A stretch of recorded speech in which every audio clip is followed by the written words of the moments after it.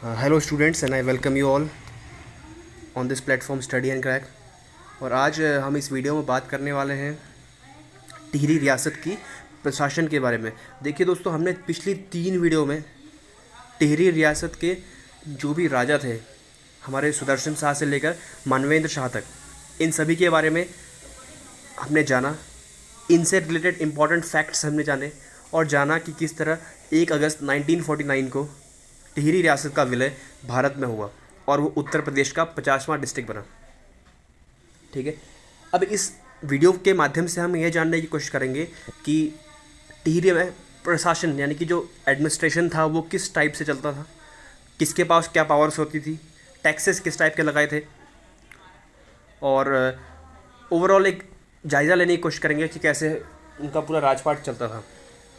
तो देखिए, ये कोर्स जो चल रहा है वो हिस्ट्री का कोर्स है, उत्तराखंड की हिस्ट्री का। इसमें टिहरी एम्पायर हमारा अभी टॉपिक चल रहा है और ये टॉपिक आपको इंपॉर्टेंट लोअर पीसीएस पटवारी वीडियो जैसे अभी आने वाले एग्ज़ाम्स में बहुत ही महत्वपूर्ण हो सकता है। और अगर आप इस वीडियो को जनरली वैसे भी अपने स्टेट के बारे में जानने के लिए देख रहे हैं तो नो प्रॉब्लम। देखिए, बात करें टिहरी प्रशासन की तो इसमें एक बात आपको याद रखनी है कि जो एब्सोल्यूट पावर है वो किसी भी क्षेत्र में किसी भी चीज़ की राजा के पास ही होगी। यानी कि जो सबसे मेन आदमी है, पूरी जो प्रशासन की धुरी है, द सेंटर ऑफ एडमिनिस्ट्रेशन कौन है, वो राजा या किंग ही है। ठीक है, अब देखिए सर्वोच्च अधिकारी कौन, राजा। अब इसके नीचे मंत्रिमंडल। मंत्रिमंडल आप कह सकते हैं कि प्रधानमंत्री और काउंसिल ऑफ मिनिस्टर आज की डेट में जो होते हैं। आप राज्य को प्रेसिडेंट से तुलना कर सकते हैं। हालांकि आज के प्रेसिडेंट के पास पावर्स जो होती हैं वो लिमिटेड होती है और वो ना के बराबर होती है, लेकिन और जो प्रेसिडेंट है वो बिना पीएम और सीओएम यानी कि काउंसिल ऑफ मिनिस्टर्स की राय के बिना काम नहीं कर सकता। लेकिन राजा जो है वो वास्तविकता में काम किसके अनुरूप करता था, अपने मंत्रिमंडल से पूछकर ही करता था। लेकिन अगर राजा चाहे तो वो अपने स्वतंत्र डिसीजन भी ले सकता था।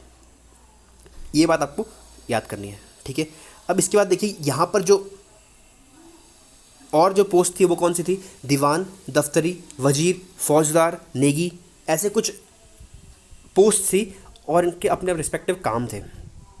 सर्वोच्च मंत्री आप कौन कह सकते हैं, देखिए मुख्तार कहता था। सर्वोच्च मंत्री को हम कहते हैं मुख्तार।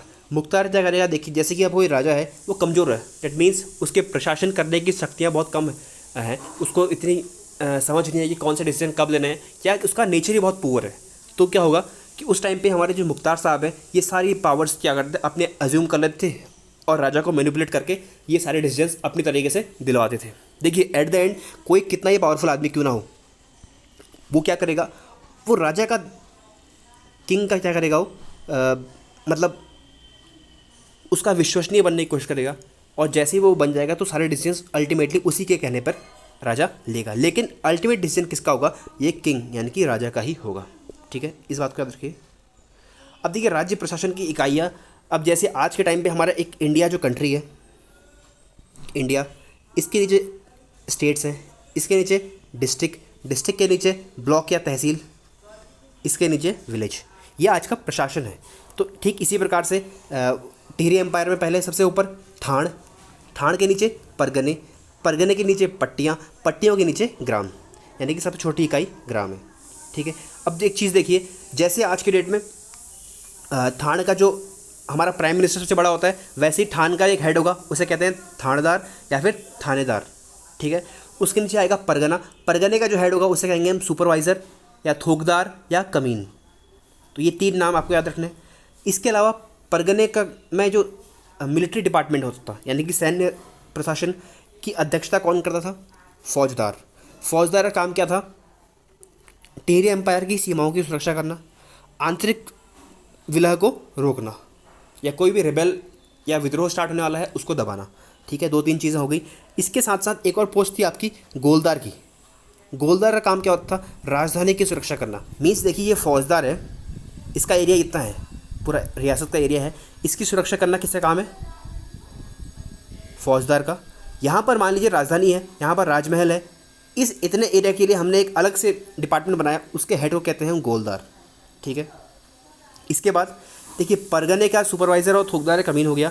इसके बाद परगने डिवाइडेड थे पट्टियों में, तो हर एक पट्टी का एक पटवारी होगा। पटवारी के लिए सहायता करने के लिए कौन होगा, एक चाकर होगा। समझ गए, ठीक है। अब देखिए पट्टियों के नीचे होंगे बहुत सारे ग्राम, ग्रामों में एक आदमी होगा प्रधान, एक आदमी को प्रधान नियुक्त कर उसके बाद प्रत्येक गांव से अपने एरिया के ये प्रधान क्या करेगा, राजस्व वसूली करेगा, कर की वसूली करेगा, टैक्स लेगा, ये सारी चीज़ें यहाँ पर कौन करेगा, प्रधान करेगा। और ये सीधे सबमिट करेगा पट्टी में, पट्टी वाले परगने में, परगने वाले ठाण में, और सीधे राजा के राजकोष में जाएगा। ठीक है, तो ये सारा एक सिस्टम था। आपको इसको रिलेट करना है किससे, अभी के हालिया सिस्टम से, जैसे कि इंडिया के अंदर स्टेट्स, स्टेट के अंदर डिस्ट्रिक्ट, डिस्ट्रिक्ट के अंदर ब्लॉक, फिर तहसील, फिर विलेज। तो ये सारी चीज़ें आप ध्यान दे रही हैं। इसके बाद देखिए चणु जो होता था उसे कहते हैं हम तीव्रगामी संदेशवाहक। इसे आप एक तरीके से स्पाई भी कह सकते हैं, या फिर गुप्तचर भी कह सकते हैं, या फिर नॉर्मल जो संदेश देने के काम होता था उसे भी आप कह सकते हैं। तो चणु क्या होता था, संदेशवाहक, या फिर आप पोस्टमैन भी कह सकते हैं। ठीक है, दूसरी चीज़ चौबदार। आपने फिल्मों में देखा होगा राजा कहीं खट जाते हैं तो राजा के साथ साथ आपने देखा होगा कि राजा के साथ पीछे से दो आदमी आते हैं जो लंबा सा डंडा पकड़ के उसे पंखा होता है और पंखा राजा के सामने चलाते रहते हैं। इस डंडे को पकड़ने वाले आदमी को कहते थे चौबदार, यानी कि राजा के साथ चलने वाला, चांदी का डंडा लेकर राजा के साथ चलने वाले आदमी को हम कहते थे चौबदार। ठीक है। अब देखिए जो परगना था, परगना में थोकदार, सयाना, कमीन, ये हमने हेड देखे थे। ये जो पोस्ट थी ये परंपरागत थी, दैट मीन्स ये परिवार में ही रह सकती है। जैसे कि आपके पिताजी हैं, उनकी मृत्यु के बाद आप बन गए, आपकी मृत्यु के बाद बच्चे बनेंगे, तो ये सारी सिस्टम यहाँ पर चलते रहता था। और इनकी जिम्मेदारी थी राजस्व की वसूली करना। अब इन्होंने अपने नीचे किसको दिया था, पटवारी और प्रधानों को जिम्मेदारी दी थी। तो ये दोनों थोकदार को देंगे, थोकदार जाके राजकोष में या फिर थानेदार को देगा। ये सिस्टम इनकी हायरार्की चल रही है। अब देखिए भू व्यवस्था यानी कि लैंड रेवेन्यू सिस्टम कैसा था उसके टाइम पे। तो देखिए इनके टाइम पे जो वास्तविक राजा यानी कि सबसे जो मेन इंपॉर्टेंट आदमी है लैंड का, सारी ज़मीन, जंगल, खनिज संपदा, जितनी भी चीज़ें स्टेट के अंदर है, सबका स्वामी अंततः यानी कि एंड में राजा ही होगा। ठीक है। अब देखिए राजा क्या करता था कि सारी ज़मीन इसके अंडर है, लेकिन राजा समय समय पर लोगों को ज़मीन बांटते रहता था।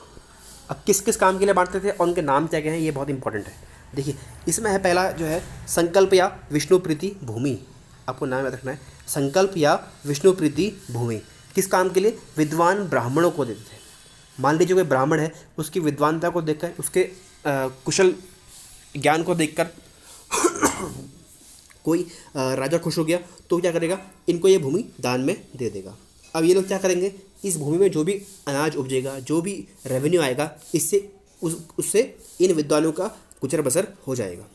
ठीक है। तो इस कामों के लिए ये क्या देगा, संकल्प भूमि या विष्णु प्रीति भूमि दे देगा। दूसरी चीज़ रौत भूमि।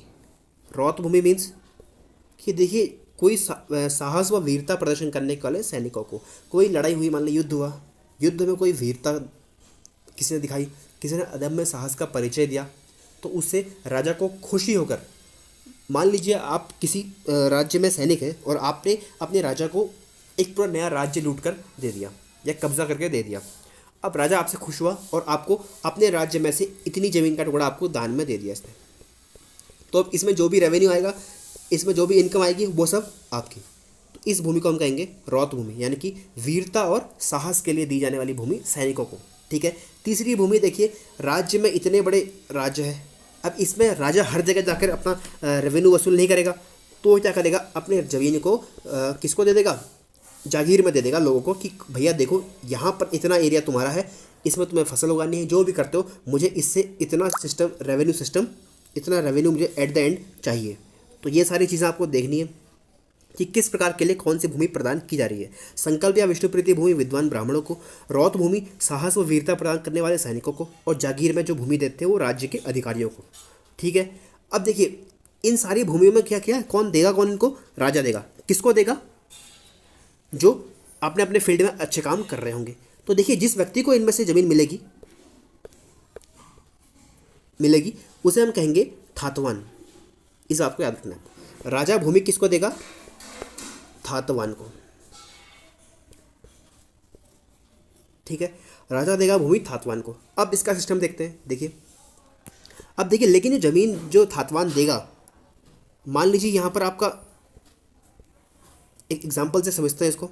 मान लीजिए ये आपका एक पूरा स्टेट है, ठीक है। यहाँ पर राजा ने अपनी डिफरेंट में खेती हो रही है पहले से, यहाँ पर मक्का गेहूँ जो भी है आपको उगा लिया, ठीक है। यहाँ से रेवेन्यू आ रहा है, ठीक है।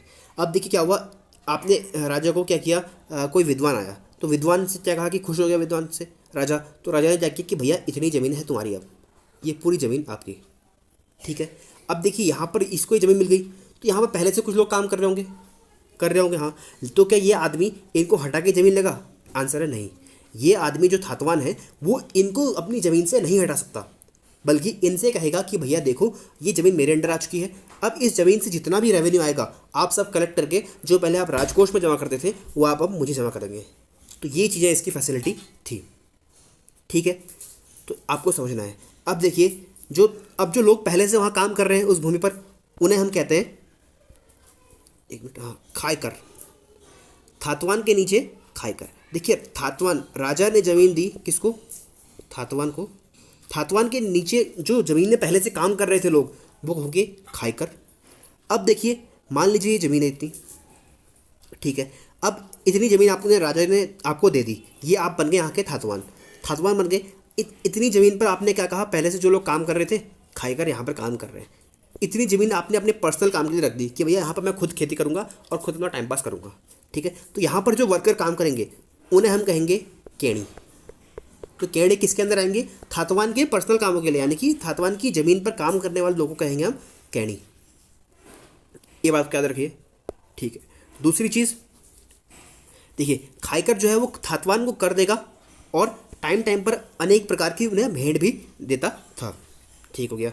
अब इसके अलावा जहाँ थातवान स्वयं खेती करता था वहाँ पर खेती के काम करने वालों को थातवान की केणी कहा जाता था, केणी कहा जाता था। इस पॉइंट का आपको याद रखना है, ठीक है।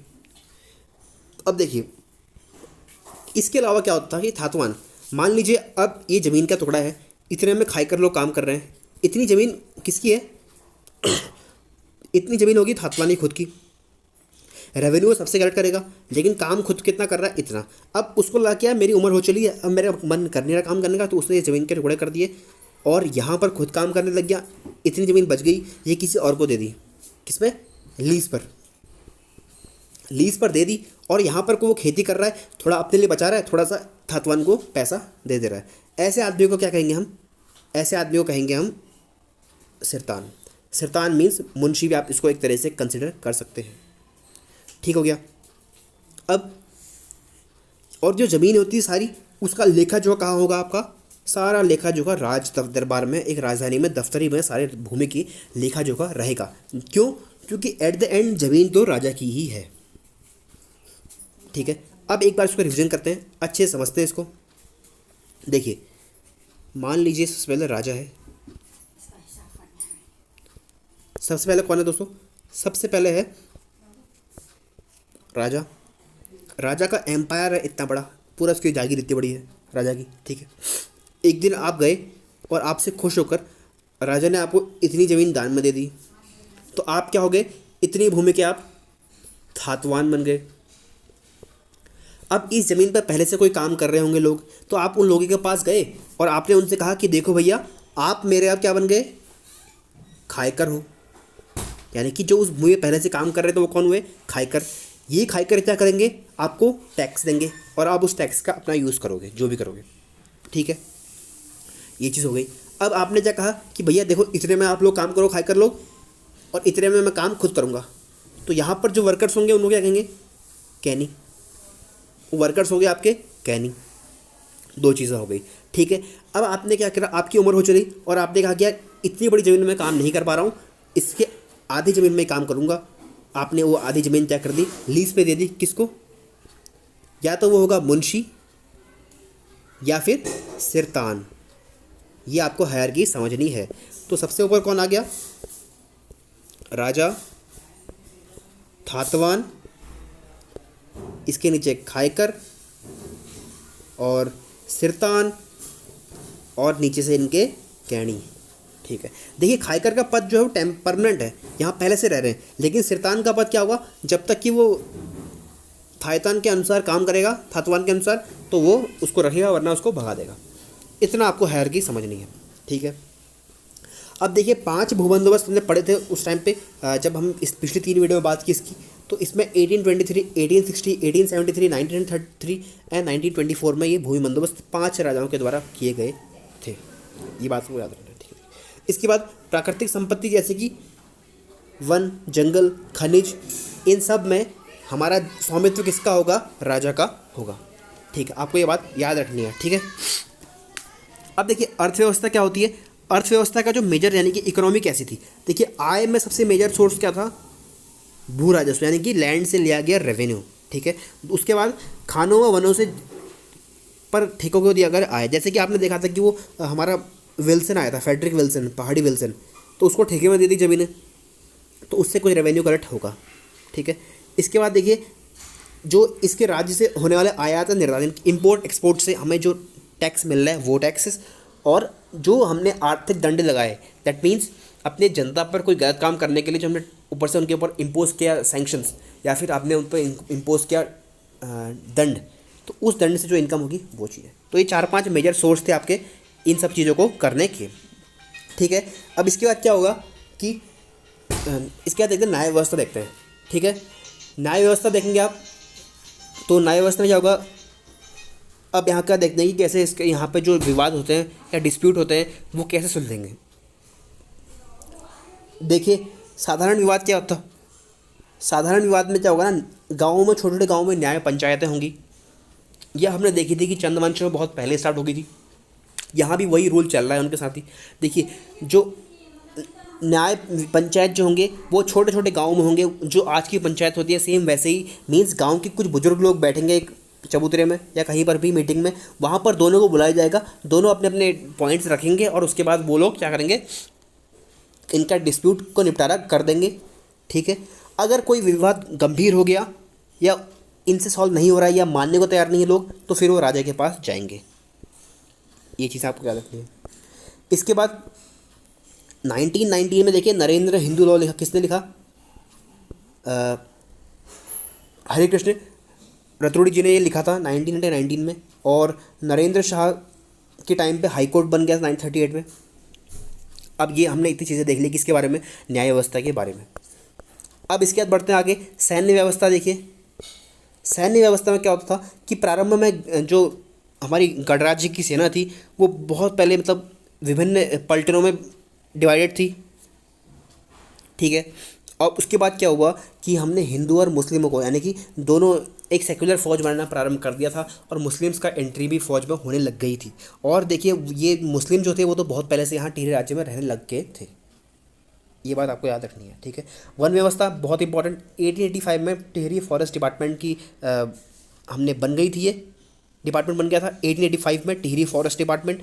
और उसके बाद चराई कर, दैट मीन्स आपके पास जो गाय भैंस है उनको आपको अगर चराना है तो उनके लिए आपको टैक्स देना पड़ेगा, और स्थानीय चरवाहों पर लगने वाला ये कर था, ठीक है। इसके बाद देखिए भूमि कर देखते हैं। भूमि कर कितना होता था?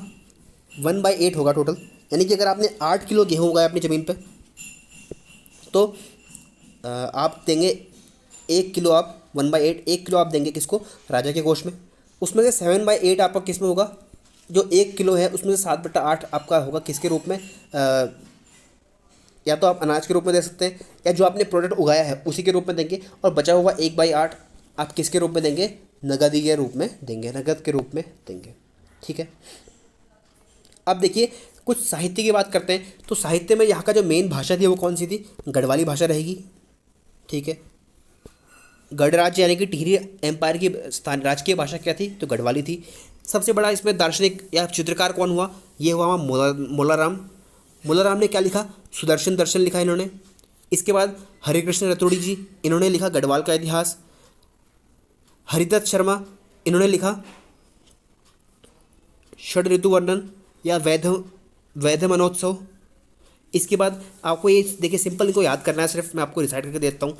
इसके बाद आए लीलानंद कोटनाला, इन्होंने लिखी श्रीपुर लीला तथा गढ़वाल हंदयाला।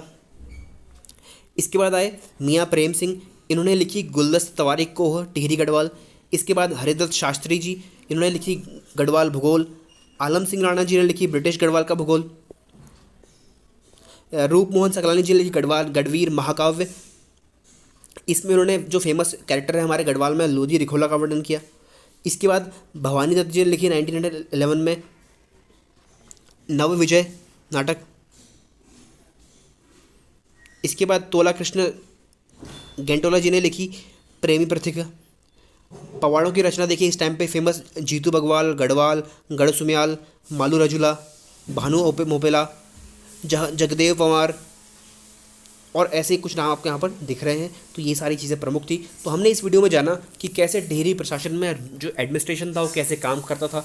और इसमें देखिए मैंने एक चीज़ इसमें नोटिस नहीं की, मैंने डाली नहीं है, मेंशन नहीं किया इसमें, जो क्या है हमारे टैक्सेस कौन कौन से थे। देखिए 36 प्रकार के टैक्स लगते थे इनमें भी, तो इतना आपको टैक्स याद करने की ज़रूरत नहीं है। अगर आपको कोई इंपॉर्टेंट टैक्स के बारे में जानना होगा तो मैं आपको एक अलग से वीडियो में वो चीज़ें आपको टैक्स के बारे में बता दूंगा। तो आई होप आपको ये वीडियो पसंद आई होगी। अगर पसंद आई तो दोस्तों में शेयर करें और इसको वीडियो को लाइक करें, चैनल को सब्सक्राइब करें और बेल आइकन को प्रेस करें। ठीक है, तो ये इसके साथ हमारा जो है टिहरी एम्पायर वो क्या हो गया, टिहरी एम्पायर हमारा समाप्त हो गया। इन 4 वीडियो में अगर आप देख लेंगे तो इन 4 वीडियो से बाहर एक भी क्वेश्चन आपको नहीं मिलेगा। अभी हम इनमें कुछ जो इंपॉर्टेंट पॉइंट्स बच गए हैं, जैसे कि सिरदेव सुमन के बारे में बात करनी है, तो हम जब उत्तराखंड के प्रमुख व्यक्तित्व के बारे में बात करेंगे तो उस टाइम पे बात कर लेंगे। तो ये सारी चीज़ें हमारे टॉपिक कवर हो जाएगा। इसी के साथ टिहरी एम्पायर हमारा ख़त्म हो चुका है। अब आगे हम देखते हैं कौन सा करेंगे, आपको जल्दी सूचित कर दिया जाएगा। धन्यवाद।